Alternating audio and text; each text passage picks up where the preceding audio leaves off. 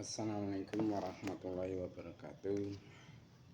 Marilah kita meneruskan pelajaran kita hari ini, yaitu kitab Mabadi Fiqhiyah juz awal atau juz 1. Marilah sebelum kita memulai, kita niat terlebih dahulu mencari ilmu. Bismillahirrahmanirrahim. Nawaitu talabal ilmi izhalata jahli an nafsi wan sa'iri juhali wa ihya'atini wa ibqa al islami bil ilmi wa daral akhirati wa ridallahi ta'ala wa syukra ala ni'matil aqli wa ni'matil sihatil badani fadhalina ta'ala ila hadratin nabil mustafa sayyidina Muhammadin sallallahu alaihi wasallam wa ala alihi wa sahbihi wa azwajihi wa dzurriyyatihi wa ahli baiti kiraman khususan khasatan dalam ada kitab Mabadi Fiqhiyah juz awal. Saya Omar Abdul Jabbar Majami Tanamiti masyayikhina wa ma'al bil kutub alati ta'lamna wa lam nasanna ta'ala Allahumma al-Fatihah. A'udzu billahi minasy syaithanir rajim. Bismillahirrahmanirrahim. Alhamdulillahirabbil alamin. Arrahmanir rahim. Maliki yaumiddin. Iyyaka na'budu wa iyyaka nasta'in. Ihdinas siratal mustaqim. Siratal ladzina an'amta 'alaihim ghairil maghdubi 'alaihim waladdallin. Rabbi firli wa liwalidayya mu'minina amin. Mari kita mulai. Bismillahirrahmanirrahim. Halaman 7 ya, masih halaman 7. Bismillahirrahmanirrahim. Qala al-musannifu rahimahumullah ta'ala wa nafa'ana bihi wa bi 'ulumi fid-dharain amin. Sin ma iku opo? Iku singkatan kho kecil di atas. Sin ma iku opo? Al-awratu. Al-awratu utawi kang aran aurat. Al-auratu utai kang aran aurat. Jim auratur rajuli. Auratur rajuli utawi aurate wong lanang. Auratur rajuli utawi aurate wong lanang iku ma anggota. Iku ma anggota benas surati ing dalem antarane wudel. Benas surati ing dalem antarane wudel. Warruk bati lan dengkul. Warruk bati lan dengkul. Wauratul mar'ati utawi ngaurate wong wadon. Wauratul mar'ati utawi ngaurate wong wadon iku jami'u badaniha. Iku jami'u badaniha sekabehane awake mar'ah. Iku jami'u badaniha sekabehane awake mar'ah. Ilal wajha innal wajha angin wajah. Innal wajha angin wajah. Wal kaffaini lan epek-epek loro. Wal kaffaini lan epek-epek loro. Sekarang masih meneruskan, yaitu perkara-perkara yang diwajibkan bagi orang yang sudah suci ingin melakukan sholat. Pada pertemuan yang lalu diterangkan bahwasanya kewajiban orang yang sudah suci ingin melakukan sholat di antaranya yaitu harus menutup aurat.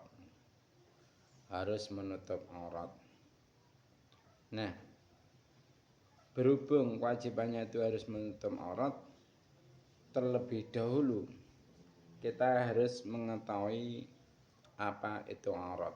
Walaupun pada pertemuan yang lalu sudah saya singgung masalah penjelasan aurat, akan tetapi di sini akan saya ulang dan saya tambahi keterangan-keterangan yang agak komplit.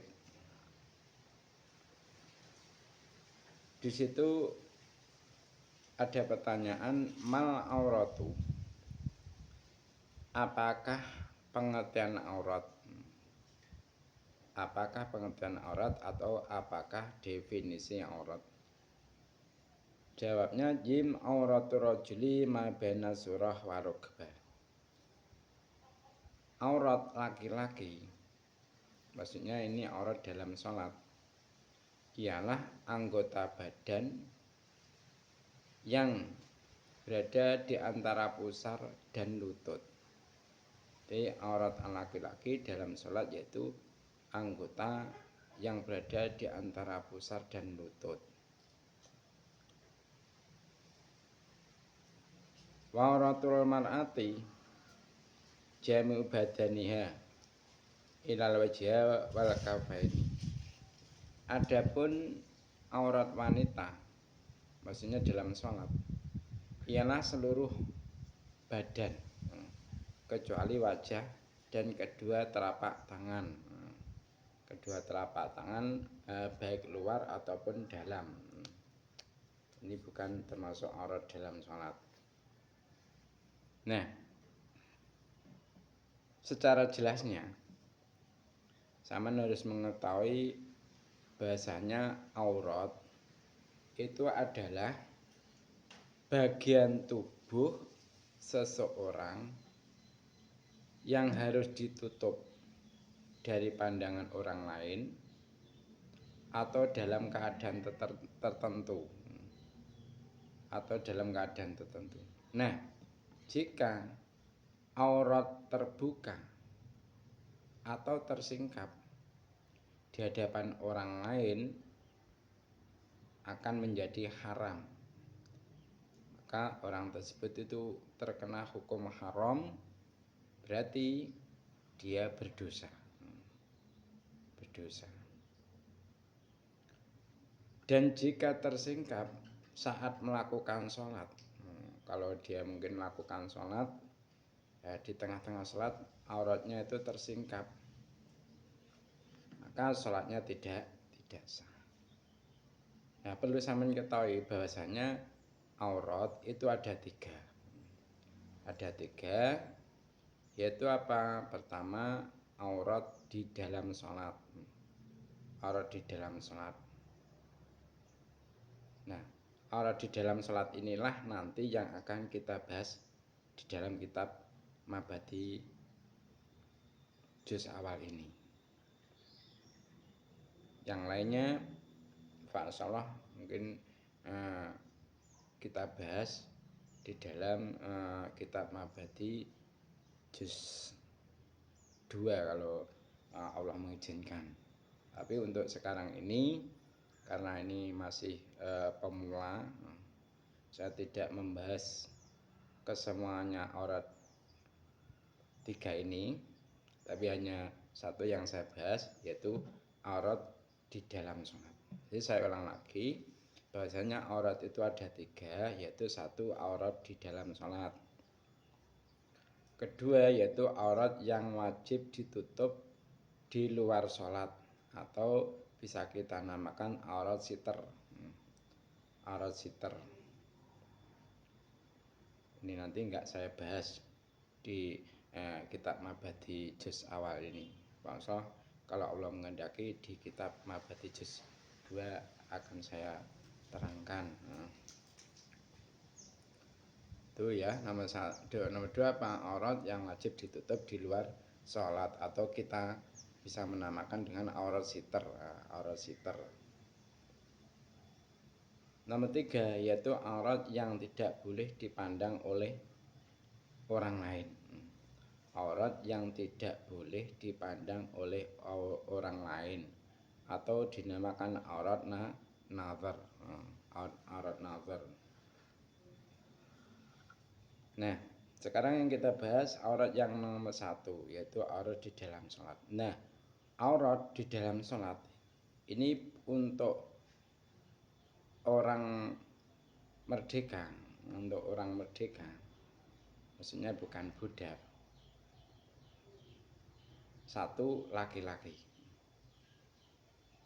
Orang laki-laki di dalam melakukan sholat, aurat yang harus ditutup apa?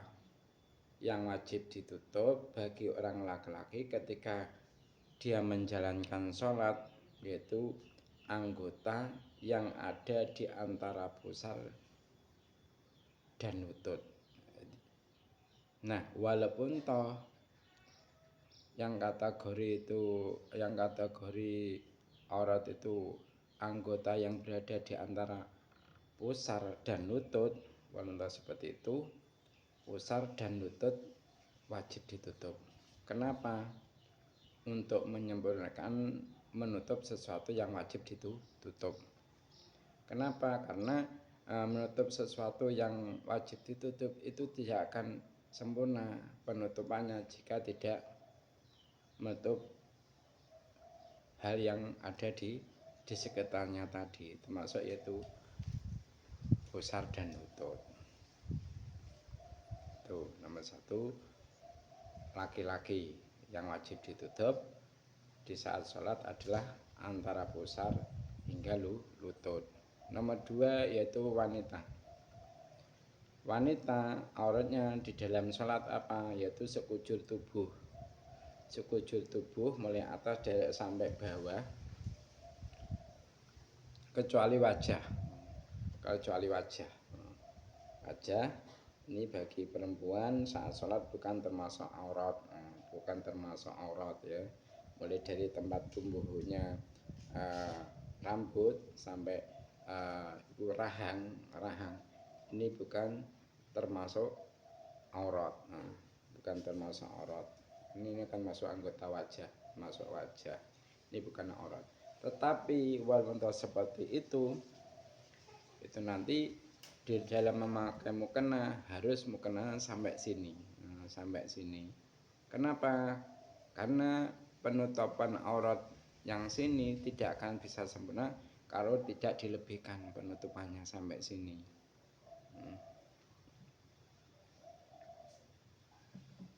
Tuh, jadi wajah bukan termasuk aurat perempuan dalam sholat. Tadi yang dikecualikan apa selain wajah, yaitu kedua telapak tangan, baik luar dan bagian dalam. Jadi mulai sini sampai ke sini, ini bukan termasuk aurat bagi perempuan di dalam sholat.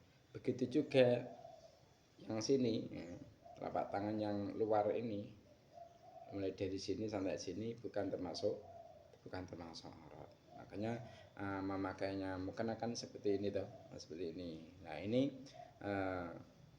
seharusnya bagaimana juga dikasih pengikat tali. Biasanya kan mukena ada tali untuk mengikat sampai sini. Nah, itu tujuannya apa?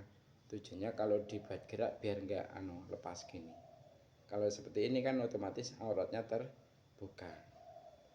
Auratnya ini. Kalau terbuka, sholatnya tidak sah. Jadi intinya wanita merdeka ya, auratnya di dalam sholat yaitu sekujur tubuh kecuali wajah dan kedua telapak tangan baik luar dan bagian dalam. Nah, nomor 3 siapa? Yaitu budak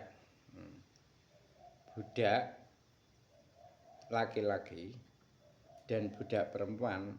Auratnya di dalam sholat apa? Perkara yang wajib ditutup ketika sholat apa saja? Aurat budak laki-laki dan budak perempuan di dalam sholat yaitu anggota yang berada antara pusar hingga lutut.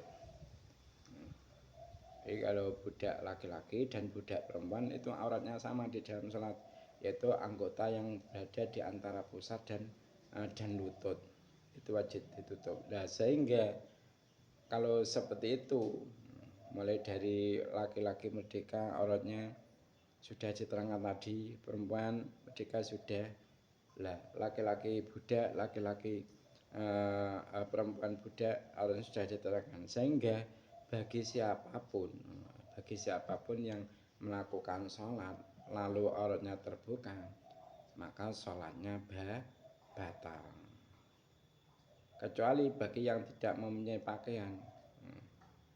Ada orang melakukan sholat tapi dia tidak punya pakaian untuk menutup aurat, sama sekali nggak punya, atau tidak punya sesuatu apapun yang bisa menutupi auratnya ketika sholat.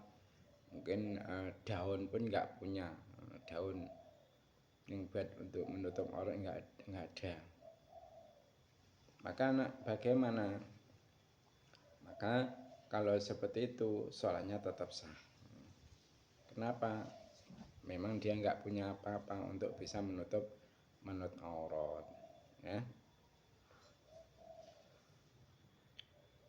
Ini kelihatannya batunya sudah habis, ya.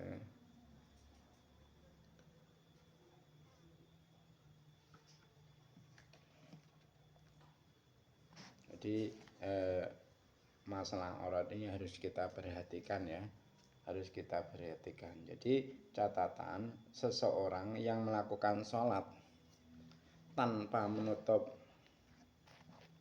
aurat karena memang tidak ada pakaian atau apapun yang menutup auratnya, maka sholatnya itu sah dengan tidak berpakaian dan tidak wajib diulang nantinya.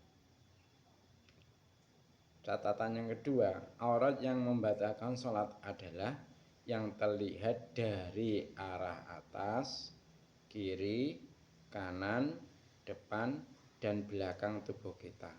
Nah, sedangkan yang terlihat dari arah bawah tubuh kita tidak membatalkan sholat. Catatan yang ketiga, penjelasan ini hanyalah masalah keabsahan sholat saja.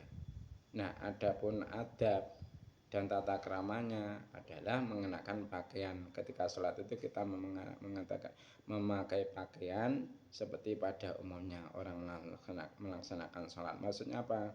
Dengan memakai pakaian yang sopan, memakai kopiah, serban, imamah, dan lain-lain. Nah, itu saja pertemuan kali ini masalah aurat.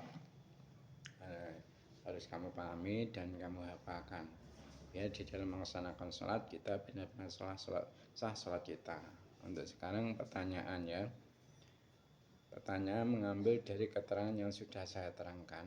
Pertanyaan nomor 1, aurat laki-laki yang harus ditutup ketika sholat apa saja? Pertanyaan nomor 2, aurat perempuan ini merdeka, ya.